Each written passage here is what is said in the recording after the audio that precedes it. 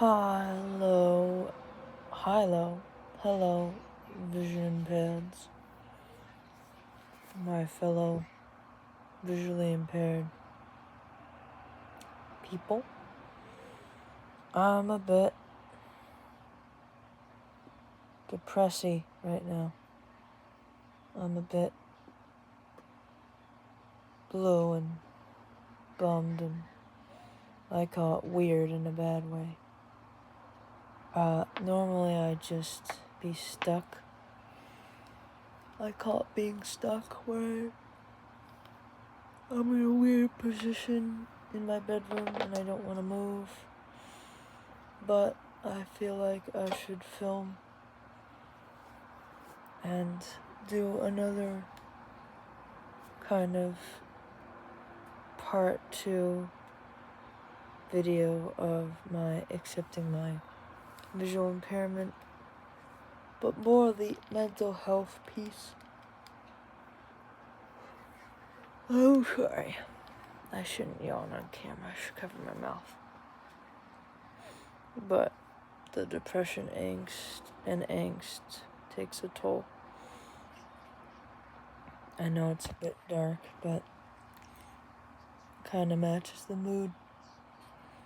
My hair's a bit humidity poofy, but whatever.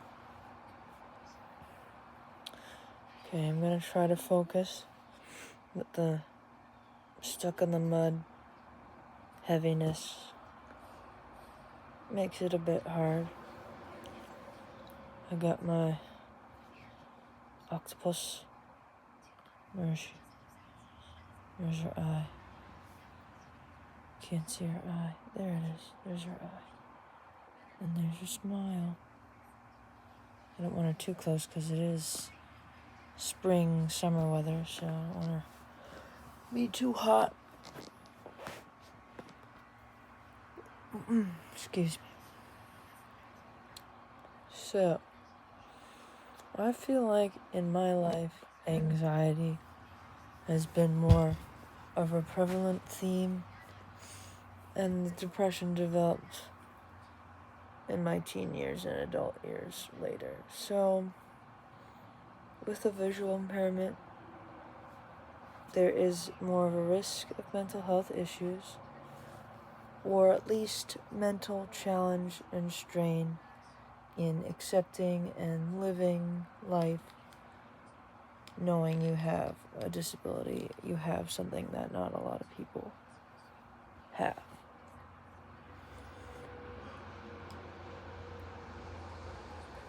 There are factors I already know in my life that fit in with the mental health piece.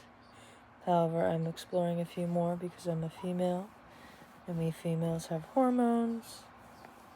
We have neurochemicals that react and respond differently because we are females, and it reacts to the glands, neurotransmitters, and hormones. All this psychology jargon. Shout out to my mom for that, because she's a therapist. I know I took college classes, but she exposed me to it well before then. So, the piece prior to now is that I am a visual learner. I'm a kinesthetic learner. I am an audio-video learner as well. But I am a visual and kinesthetic learner. Kinesthetic isn't as major sometimes because you learn by doing. You don't necessarily need perfect vision, especially if you can figure something out without reading the instructions, which kinesthetic learners can do. But I am a visual person, which makes me having a visual impairment difficult. I don't know why I developed visual learning personality tendencies. It's just who I am. I have to work through it. And I think as a visual learning visual impaired person, since my visual impairment measured to other people the same visual impairment I have is on the higher end, the visual impairment borderline, low vision, high functioning eyeballs. I survived childhood saying I am a normal kid except for my visual impairment. So my brain must have, I'm thinking, took that and said, whenever my visual impairment's not causing issues, I'm normal, and moved to trying to be normal as much as possible. Hence, I didn't like using my cane first and second grade, a little third grade. I eventually accepted that, except I'm kind of in that mode now, and that can be explained through the surgery and the decline, and I go back and forth between whether I should use it or not. Kind of first and second grade all over again. And it was a survival skill that turned into a pressure. I did not mean to do it. I didn't mean to wire my brain that way. I've been working through bilateral stimulation, it's called EMDR, to combat and process the fact that that is not supposed to be a pressure. It was a survival skill. I do not need to use it as a survival skill anymore. I don't need to measure myself with a standard that is impossible for anyone to meet. Normalcy is not entirely as real as we believe. I know there's neurotypical and function typical, but I don't need to pressure myself in that area because not a lot of people are function typical in everything. So that's what started developing in my formative years, that child survival skill. And then the awareness of my visual impairment being a disorder, a genetic disease, it is not contagious. It's just called a disease because it is a disease of the gene. And yes, it can be passed down through the genes, but it's not like the cough, the cold, the flu, the recent sickness that went around in 2020. It's not like that. So I was aware of that. So around third grade, I was accepting my cane, accepting the visual impairment to a degree, still had this coping mechanism. And then I threw up. I had a stomach bug and I threw up. And I had the anxiety or the temporary acute phobia of being sick or having an additional issue on top of my vision. I do not want an additional issue on top of my vision. So it gave me temporary anxiety. Not depression. Temporary anxiety. I got through to middle school. The visual impairment did make me nervous. There were times where I was a bit moody because of the paraprofessionals and issues of transitioning into middle school. 6th grade was overall fine. 7th grade there was a lot of drama, bullies. There was some anxiety starting to rise up, like assistive technology and like having to use different things and people. And just I was still wrestling with the survival skill of I'm normal except my visual impairment. The trying to be normal was starting to become more of a lifestyle pressure. And then 8th grade, second half of 8th grade, the anxiety hit. Now, some of that will go along with my theory of being a female with hormones and neurochemicals and glands that respond to that makeup. But I thought breaking up with my boyfriend, anticipating high school, and just a bunch of 8th grade pre-freshman year stresses were plopping on me. But there were also some visual impairment stuff, like advocating for yourself, using public transportation. My orientation and mobility instructor I used to like was starting to be not as nice anymore. My TVI, teacher of the vision pit, I started liking her more. I didn't like her at first, so there was a lot of transitions, and there were more things surrounding my visual impairment than I thought. And then high school hit. I think I had some times where I was anxious and emotional, and it seemed to align with some hormonal stuff. Sophomore year was mostly good. I did have a falling out with a friend, but that was the only drama I had. Junior year, the pressure of college, your future, a possible surgery during high school for my eyeballs, hit. Second half of junior year, anxiety, and now depression hit hard. It spanked hard. Hello. That was my mom. Telling a story to my viewers. So it hit hard. Given my course teacher went to a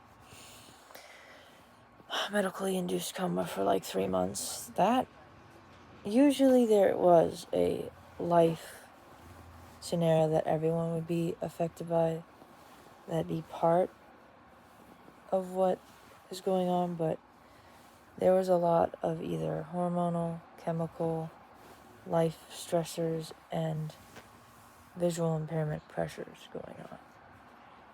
This makes the story complex. Senior year, it was gone by the summer. I had anxiety Mondays, sometimes Tuesdays, and especially during the hormonal periods of the month. Now, the depression piece that came in junior year, before that, I think it was like not wanting surgery, not wanting the visual impairment, affecting school so badly that surgery would impact my school, and just with this surgery, everything about college and jobs just freaked me out. Like, how to handle the future given the fact that I do not want what people are pushing my present to be. And that it got me down.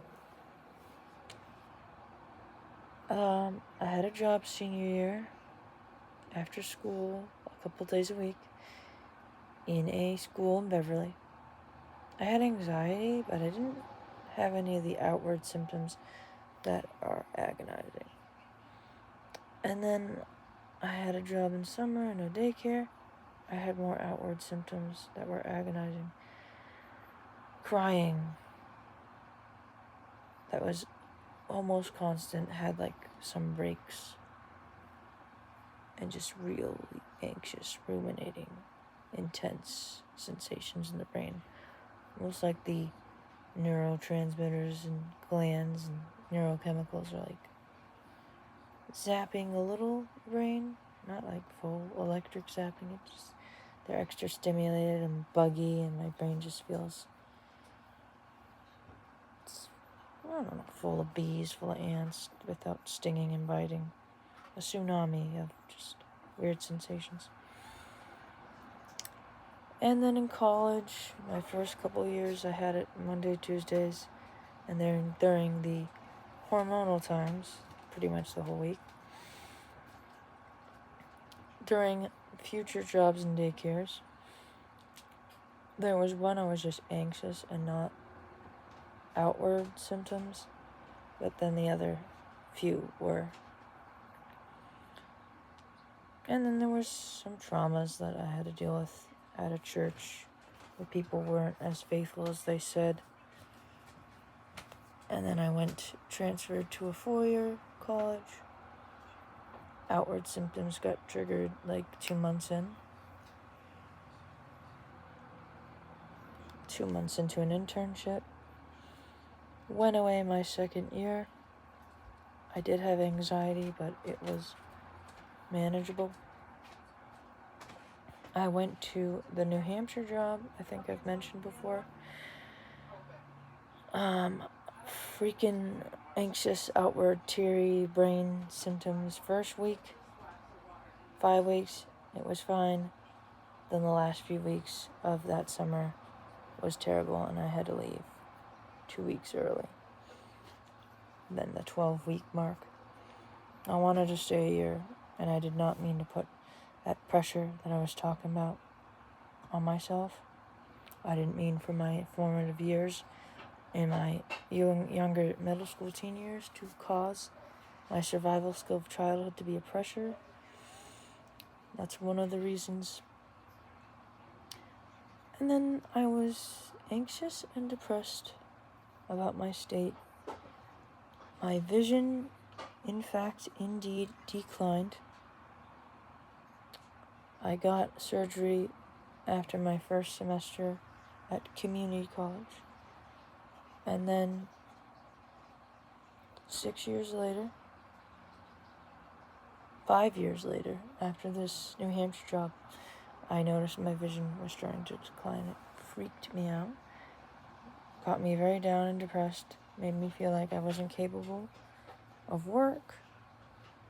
And then I did my EMDR therapy, saw a psychiatrist, started doing some things at my church. They're not paid, but they're things. And I was fine for 2 years. 2 years. Maybe some emotions during the hormonal times. Like more anger or just sadness that could be like expressed and then go away. Then recently I told you I got a library job 2 weeks ago. It did not work out for visual reasons, and the emotional, anxiety, and depression triggered reasons. Given I did have the hormonal time right before and during the first week of the job, but it didn't work out for other visual reasons. Now, it does definitely sound like my visual impairment factors in because of the visual, and the risk of anxiety and depression have been fulfilled and confirmed. It is also in my family's genetics in general that I have anxiety and depression in the gene pool, so that makes the higher risk, so it's more likely definite. But there's another theory that I'm going with. I'm a female, which means we have hormones, and neurochemicals respond along with the glands to the female gender and their hormones. So I might have a condition that is linked to what happens to a female every month. Now there's the syndrome, and then there's the disorder. I thought, maybe I have the syndrome, and the syndrome's just something you gotta cope with. You can medicate if it's severe, but I never thought I had to. And I think I have the disorder, which means you definitely should seek medication. Believe it or not, the 2 things I'm on for anxiety and depression may actually help with that already. If not, another part of my theory that my mom and I came up with: chemical, physiological, and or hormonal imbalance. I might still have the syndrome or the disorder with the time of the month, but I actually may also have either emotional neurochemical or physiological hormonal disorder, or just an imbalance. Going to explore that, if for anything, to rule in or rule out what's going on. Right now, by telling you this story, and even my theory, there is more than one thing going on. Those theories I'm going to keep on the shelf, rule in, rule out what's probably going on. Visual impairment acceptance will be the frame, the theme, and kind of the foundation of the videos that will be in the future. Not that I am a denier or dissociated to the point of not thinking I have a vision impairment at all. Like, I have a severe mental health problem where I believe I'm something I'm not. No, that's not what I mean. I'm just saying visual impairment acceptance when it comes to potentially rewiring the part of my brain from my childhood and accepting that I can't do certain things, especially because I'm a visual person, and that might be having a part-time position for the rest of my life with some disability to help.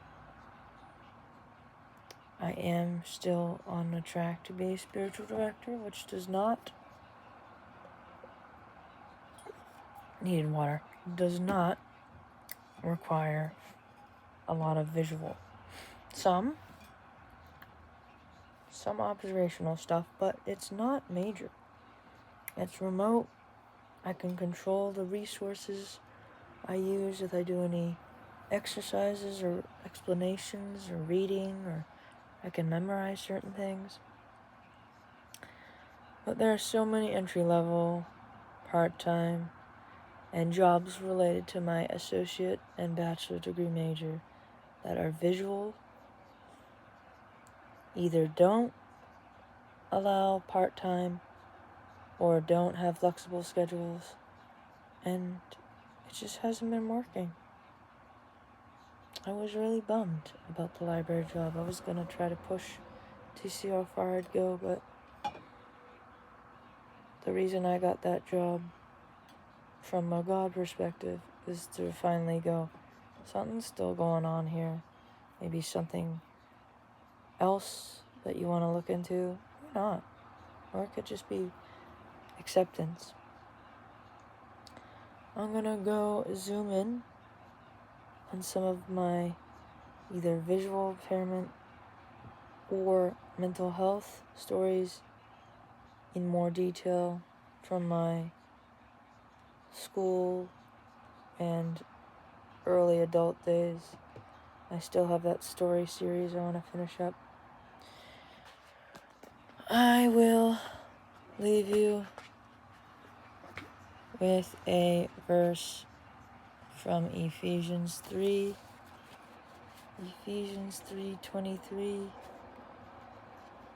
and we know that our God and our Lord Jesus Christ can give us exceedingly abundantly above what we could ask for or think of, according to the riches of His glory. That doesn't mean ask for $1 million, you're gonna get it. Ask for 100,000, you get 1,000,000. It means we ask and we long for things in life, and He'll give us something that's so much better than we thought. Even if we have to go through struggles, He might reveal and make something great out of something we didn't think could ever be possible ever. Some hope for us visually impaired people.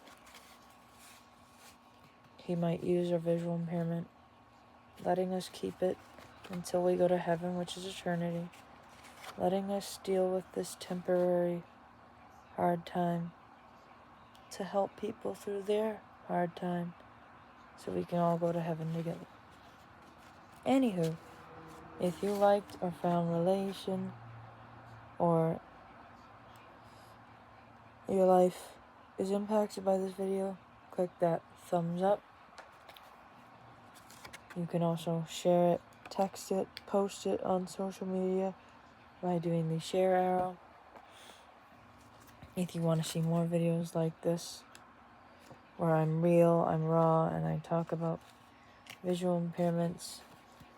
Ring the notification bell to get the latest uploads, and you can find playlists and other content if you subscribe and look through my channel. I have a lot of fun shorts if you're not in a mental health struggle mood. Anyway, that's it for today. Probably gonna get into my elementary school stories soon. Until then, I'll say bye for now. Oh my gosh, it got dark. But we talked about some real raw stuff, and sometimes this is the setting. Bye for now.